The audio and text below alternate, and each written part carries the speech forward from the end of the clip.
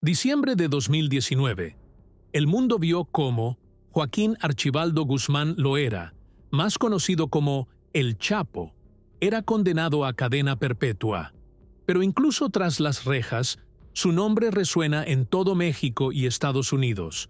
Un recordatorio del brutal imperio que construyó durante años, dominó el tráfico de drogas, evadiendo a las autoridades una y otra vez, sobre todo tras fugarse de la cárcel en 2001.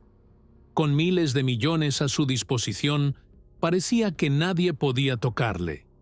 Hasta que dos hermanos, en los que el Chapo confiaba como en hijos, cambiaron las tornas: los gemelos Flores. Estos hermanos, que ascendieron rápidamente en el mundo del AMPA, no solo se ganaron el favor de El Chapo, sino que también se convirtieron en la clave de su caída. Pero, ¿cómo se ganaron la confianza de El Chapo? ¿Y qué les llevó a traicionar al hombre que les trataba como de la familia? Nacidos de padres inmigrantes mexicanos, en 1981, Pedro y Margarito Flores eran conocidos como Pete y Jay, o Junior, entre su familia y amigos desde una edad temprana. Los gemelos nacieron con 17 minutos de diferencia y pasaron sus primeros 14 años en una casa de una sola planta, en una zona conocida como Little Village, entre los habitantes de Chicago. La zona era conocida por la violencia de las bandas y las drogas. Los gemelos Flores eran tranquilos y educados en su infancia, un rasgo que engañaría a muchos cuando entraron en el mundo de la droga en los últimos años de su vida. Pero también tenían otro rasgo que les ayudó a permanecer fuera del radar de las autoridades durante varios años: la inteligencia. Los hermanos gemelos eran extremadamente inteligentes y estuvieron expuestos al tráfico de estupefacientes desde muy pequeños. Aunque sus padres trabajaban en una fábrica, solo su madre volvía a casa del trabajo por la tarde.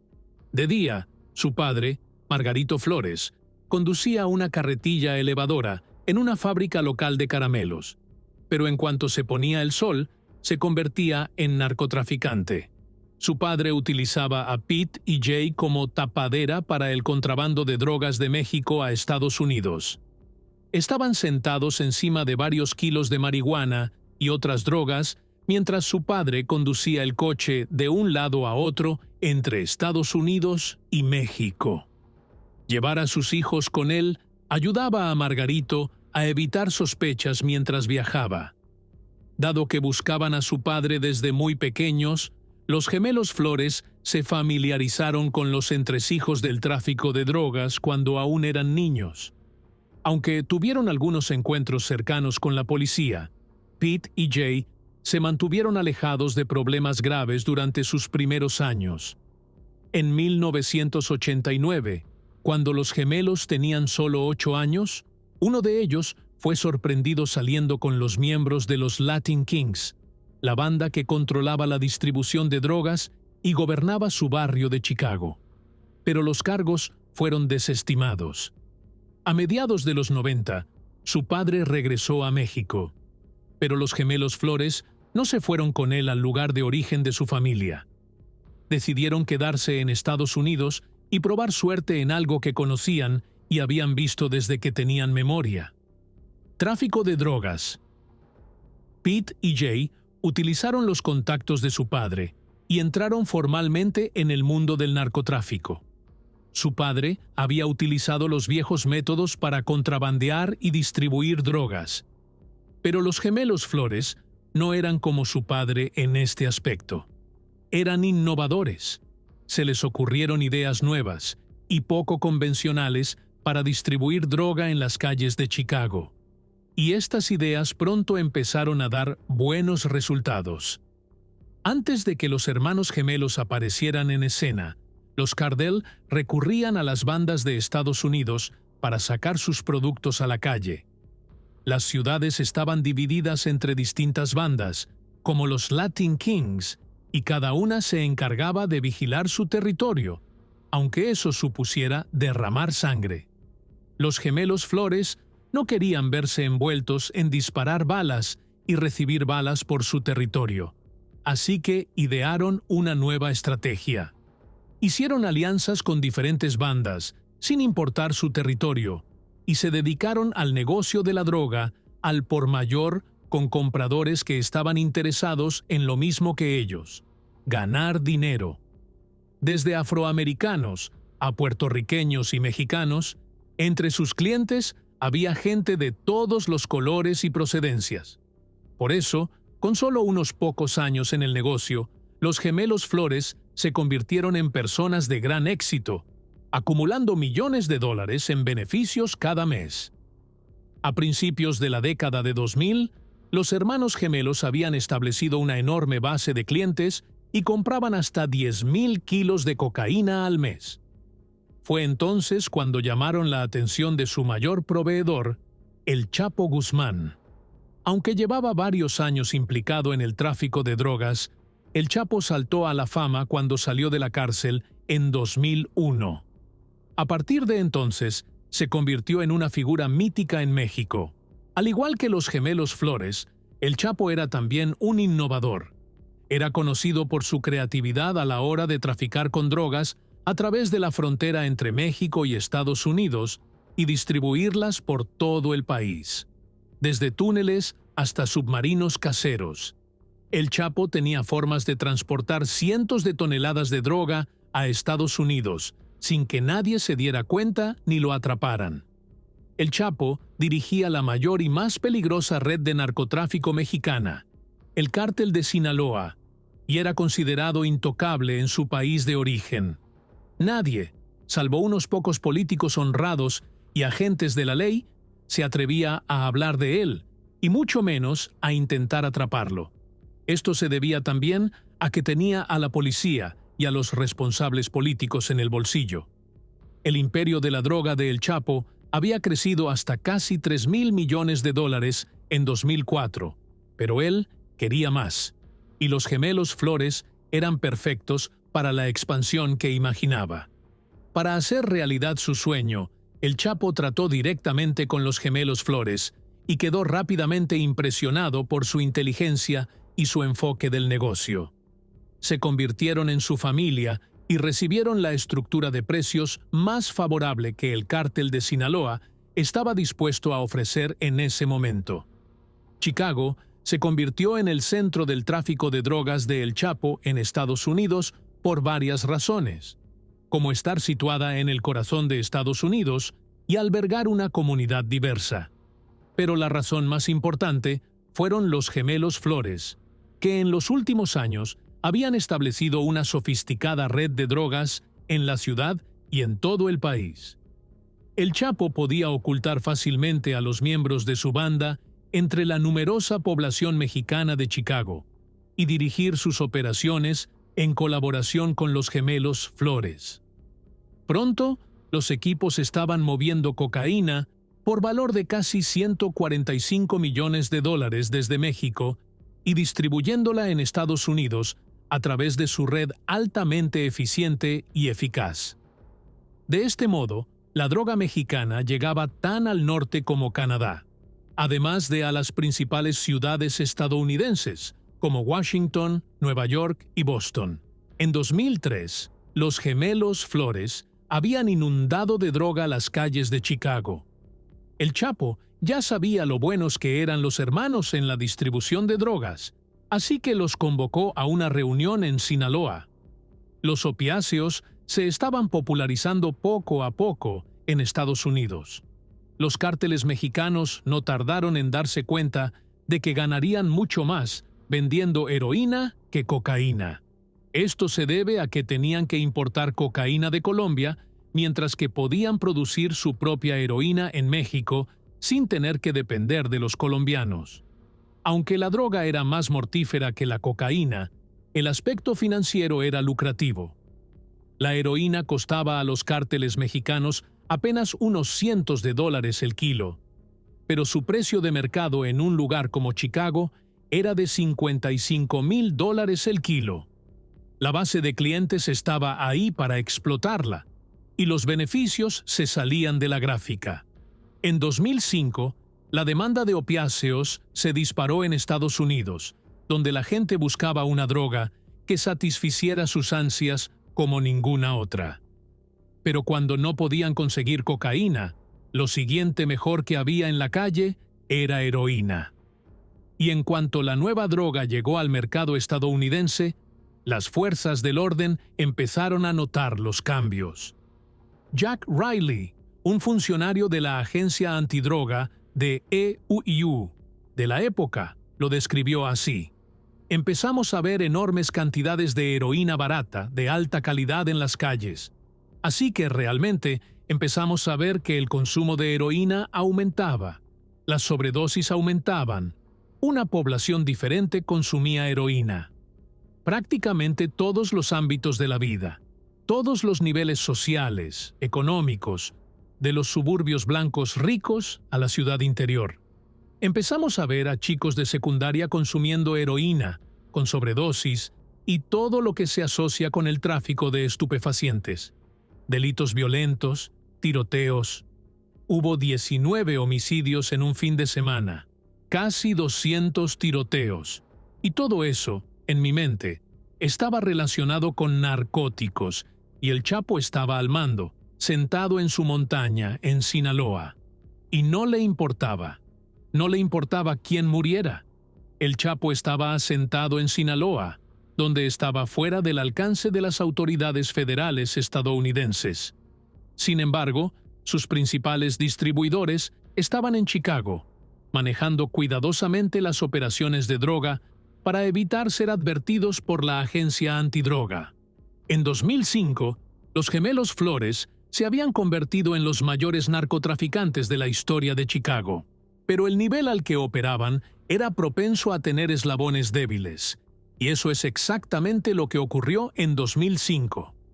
Durante una redada, las autoridades atraparon a uno de los clientes mayoristas de los hermanos gemelos y, tras unas cuantas rondas de interrogatorios, les delató. Rápidamente, las autoridades actuaron contra Peter y Jay, los acusaron de un delito grave de drogas y emitieron una orden federal de detención contra ellos. Los gemelos Flores sabían que permanecer en Estados Unidos era peligroso y que podían acabar pasando décadas en la cárcel. Así que, para evitar su mayor pesadilla, decidieron trasladarse a su tierra ancestral, México. En el verano de 2005, Peter y Jay se trasladaron a Guadalajara junto con sus esposas. Aunque sus familias pensaron que sería el final de su carrera como distribuidores de droga, en realidad fue el principio de algo mucho más serio y grande para los hermanos Flores. Desde que estaban en México, los gemelos trabajaban en estrecha colaboración con el Chapo y sus socios del cartel.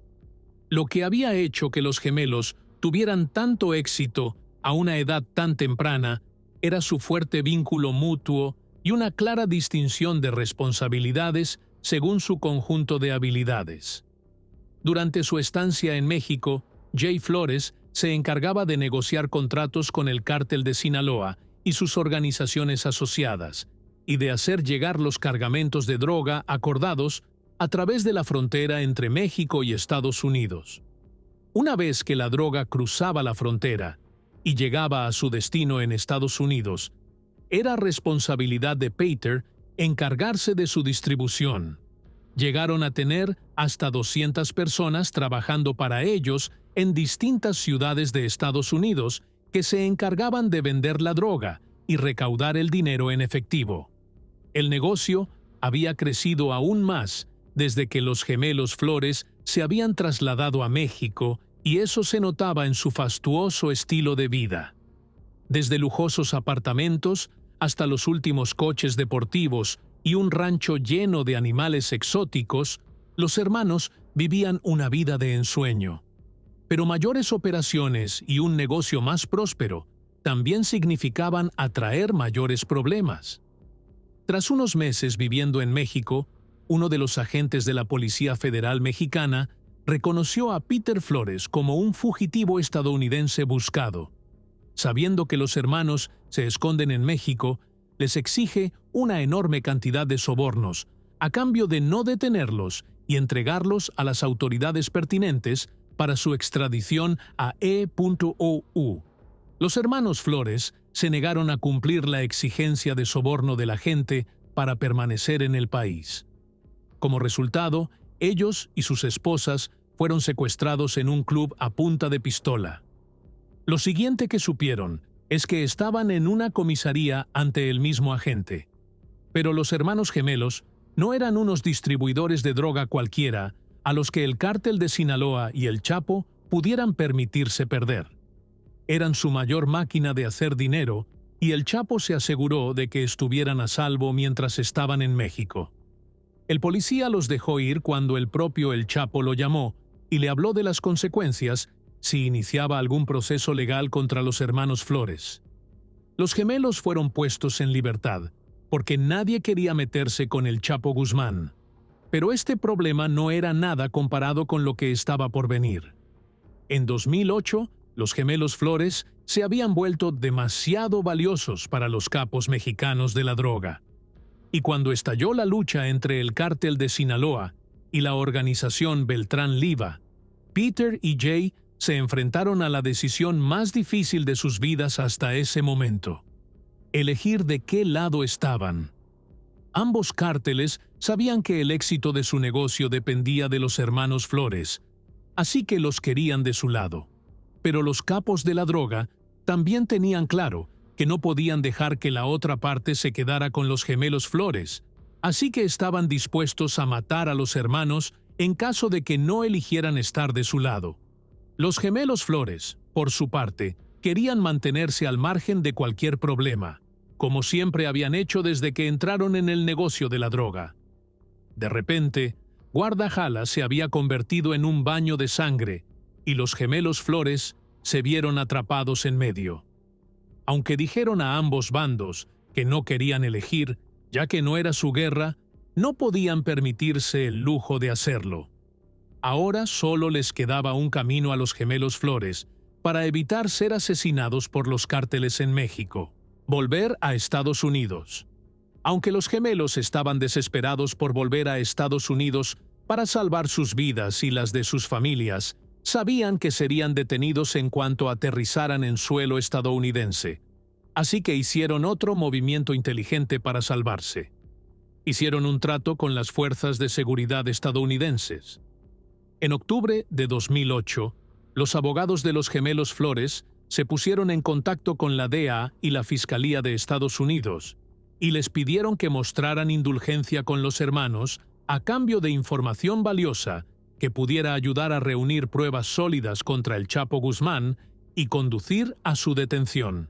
Las autoridades estadounidenses accedieron y el equipo empezó a dar detalles sobre las operaciones del cártel de Sinaloa en Estados Unidos. Poco después de firmar el acuerdo, un agente encubierto se hizo con el control de 2 de los cargamentos de droga procedentes de México. Los hermanos Flores fingieron tener un problema con la calidad de uno de los envíos para tener la oportunidad de hablar directamente con el Chapo, y la tuvieron. Peter pidió a El Chapo un descuento en el envío que era de baja calidad. El Chapo era despiadado con el mundo, pero tenía debilidad por los hermanos Flores, por lo mucho que le habían ayudado a expandirse en Estados Unidos. Era la primera vez que el gobierno estadounidense disponía de las pruebas más creíbles e indiscutibles contra uno de los mayores capos de la droga del mundo. El Chapo era extremadamente cuidadoso con quién hablaba y qué compartía con ellos, pero confiaba tanto en los gemelos Flores que ni en sus mejores sueños imaginó que algún día serían traicionados por ellos. Esa es la razón por la que los hermanos gemelos lograron que el Chapo fuera admitido en secreto en su negocio de drogas. En noviembre de 2008, tras dar valiosa información y grabar llamadas con el Chapo, los gemelos Flores se entregaron a la DEA en Guadalajara. Cuando la noticia de su colaboración llegó a oídos de su padre, este no se lo creyó y les llamó cobardes por haber decidido abandonar el negocio de la distribución de drogas. A pesar de ser crítico con el camino que habían elegido sus hijos, el padre fue secuestrado justo cuando los gemelos Flores aterrizaban en Estados Unidos. La nota en su coche era un claro indicio de que el cártel de Santa Lúa estaba al corriente de lo que hacían los gemelos Flores. Decía: «Dile a esos dos tontos que dejen de hablar, o te enviaremos su cabeza». El padre desapareció y se supuso que había sido asesinado. En cuanto los gemelos Flores llegaron a Estados Unidos, comenzó un minucioso interrogatorio en Chicago. Contaron a las autoridades todo sobre el cártel de Sinaloa y su propio negocio de distribución en Estados Unidos. El cártel de Sinaloa solía introducir droga en Estados Unidos principalmente a través de compartimentos ocultos en los remolques de carga. La droga se descargaba de los remolques y se entregaba a los gemelos Flores, que disponían de una amplia red de casas, almacenes y pisos francos repartidos por Chicago y sus suburbios. Alquilaban casas en barrios de clase alta de Chicago para no levantar sospechas. En esos pisos y casas se contaba el dinero de la droga sin tener que preocuparse por la policía. Cuando se vendía la droga y se contaba el dinero, la siguiente tarea era enviarlo a México, y normalmente seguía la misma ruta y método de envío que la droga. Los gemelos Flores se habían vuelto tan buenos en su trabajo que, según el gobierno estadounidense, Peter y Jay Flores movieron $1.800 millones de Estados Unidos a México solo durante el tiempo que estuvieron tratando con el Chapo Guzmán. Tras las pruebas concretas contra el Chapo en forma de grabaciones, se presentaron demandas hasta en 7 tribunales estadounidenses de distintas ciudades, incluida Chicago. Mientras las autoridades estadounidenses y mexicanas estaban a la caza de El Chapo Guzmán, concluyó el caso de los gemelos Flores. En circunstancias normales, cualquier persona con el delito que habían cometido los hermanos gemelos habría recibido cadena perpetua. Pero su inteligente decisión de cooperar con las autoridades estadounidenses les ayudó en su batalla legal, y los gemelos Flores fueron condenados a 14 años de prisión. Uno de los principales puntos de su acuerdo con las autoridades estadounidenses era que los gemelos Flores testificarían contra el Chapo cuando fuera capturado, pero poner sus manos sobre el infame capo de la droga fue el trabajo más duro que las fuerzas del orden tuvieron que hacer en mucho tiempo. Las autoridades estaban a la caza constante de El Chapo en las montañas de Sinaloa, pero era un Robin Hood mexicano. Era adorado por la gente corriente. Los niños lo idealizaban y querían ser como él o trabajar para él cuando fueran mayores. Desde su fuga de la cárcel en 2001, el narcotraficante vivía en las montañas de Sinaloa, donde llegar hasta él sería imposible, si no extremadamente difícil. La gente que vivía en las montañas de Sinaloa no tenía suficientes oportunidades para alimentarse a sí misma y a sus hijos, así que la mayoría optaba por trabajar en los campos de adormidera y llegar a fin de mes. El Chapo era menos empleador y más dueño de todos los que vivían en su zona. Por eso siempre iba un paso por delante de las autoridades, y varias misiones de persecución fracasaron entre 2001 en 2014. Los cárteles mexicanos utilizaban un sistema de comunicación cifrado y teléfonos BlackBerry para intercambiar información entre ellos y hacer tratos. Pensaban que su sistema digital de comunicación era seguro y a menudo bajaban la guardia durante las conversaciones. No sabían que las autoridades podían piratear el sistema para llegar hasta ellos. Esto es exactamente lo que le ocurrió a El Chapo. El 22 de febrero de 2014, las autoridades mexicanas recibieron una señal del teléfono de El Chapo Guzmán desde un edificio de condominios en Sinaloa. Las autoridades mexicanas enviaron a su fuerza de élite, los marines mexicanos, para asaltar el edificio y detener a El Chapo. Cuando los soldados rompieron la puerta, El Chapo corrió primero al baño, pero luego se rindió en silencio.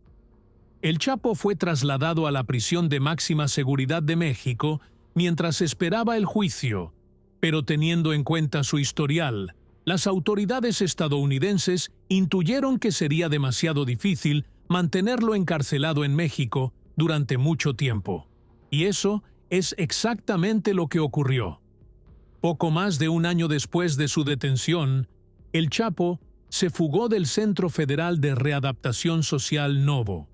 Escapó a través de un túnel que se abría en su zona de duchas, en un extremo, y en la construcción de una casa a 1,5 kilómetros de la prisión en el otro. No fue un incidente habitual. Teniendo en cuenta su anterior fuga, era de esperar que estuviera sometido a una mayor vigilancia. Sin embargo, el hecho de que engañara a todo el mundo y huyera de la forma en que lo hizo, conmocionó a todo el mundo. Su fuga en 2015 también demostró el nivel de conexiones que tenía en el gobierno mexicano y que era intocable mientras estuviera en México.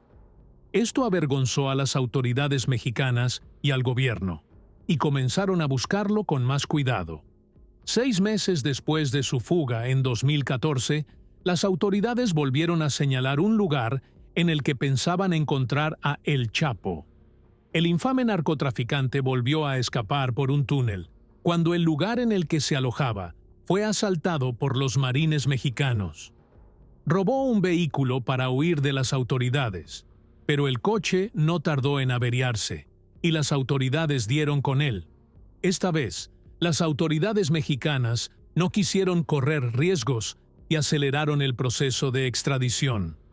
La razón era sencilla: la corrupción en México estaba tan arraigada que los responsables de la toma de decisiones sabían que mantenerlo en una prisión mexicana durante mucho tiempo sería imposible. El 19 de enero de 2017, el Chapo fue extraditado a Estados Unidos y su juicio comenzó en noviembre de 2018. La Fiscalía preparó un caso detallado contra él en el que se le acusaba de algunos de los delitos más graves, como narcotráfico, conspiración para asesinar, secuestros y demás. Sin embargo, los abogados de Guzmán argumentaron que no era el líder del cártel de Sinaloa y que había dejado todas sus actividades relacionadas con las drogas en 1985. El caso parecía pender de un hilo cuando la Fiscalía presentó 14 testigos cooperantes contra Guzmán, y 2 de esos testigos son los hermanos Flores. El Chapo no se sorprendió tanto al saber que otras personas se habían vuelto contra él, como al ver a los gemelos Flores como testigos en su contra, porque nunca podría imaginar a los hermanos volviéndose contra él. Pero justo cuando se estaba haciendo a la idea de que los 2 chicos a los que una vez consideró sus hijos se habían vuelto contra él, la grabación de la llamada telefónica entre Pedro y el Chapo también se reprodujo en el tribunal. El 12 de febrero de 2019, el jurado se puso del lado de la Fiscalía y condenó a El Chapo a cadena perpetua más 30 años. Y justo un año después, en diciembre de 2020, Peter y Jay Flores salieron de prisión tras cumplir 12 de sus 14 años de cárcel, poniendo fin a su historia como los gemelos que ayudaron a poner entre rejas a El Chapo tras ganar miles de millones para él el 19 de enero de 2017. El Chapo fue extraditado a Estados Unidos y su juicio comenzó en noviembre de 2018. La Fiscalía preparó un caso detallado contra él, en el que se le acusaba de algunos de los delitos graves, como narcotráfico, conspiración para asesinar, secuestros y qué sé yo. Sin embargo, los abogados de Guzmán argumentaron que no era el líder del cártel de Sinaloa y que había dejado todas sus actividades relacionadas con las drogas en 1985. El caso parecía pender de un hilo cuando la Fiscalía presentó 14 testigos cooperantes contra Guzmán, y 2 de esos testigos son los hermanos Flores. El Chapo no se sorprendió tanto al saber que otras personas se habían vuelto contra él como al ver a los gemelos Flores como testigos en su contra. porque nunca podría imaginar a los hermanos volviéndose contra él. Pero justo cuando se estaba haciendo a la idea de que los dos chicos, a los que una vez consideró sus hijos, se habían vuelto contra él, la grabación de la llamada telefónica entre Pedro y el Chapo también se reprodujo en el tribunal. El 12 de febrero de 2019, el jurado se puso del lado de la fiscalía y condenó a El Chapo a cadena perpetua más 30 años.